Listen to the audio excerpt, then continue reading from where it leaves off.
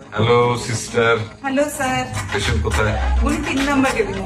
ও আচ্ছা। ও মাই গড, এটা কি ছিল?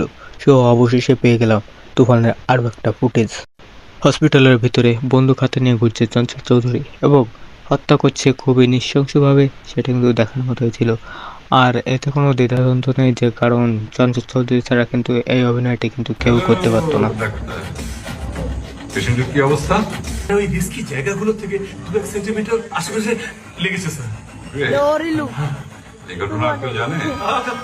কেউ জানে না sir. Thank you. Chanchal Chowdhury এরকম অভিনয় দেখে আমি মুগ্ধ হয়ে গেছি। Hello brother. ভাই রে ভাই, একদম ঠান্ডা মাথায় মার্ডারগুলো করেছিল।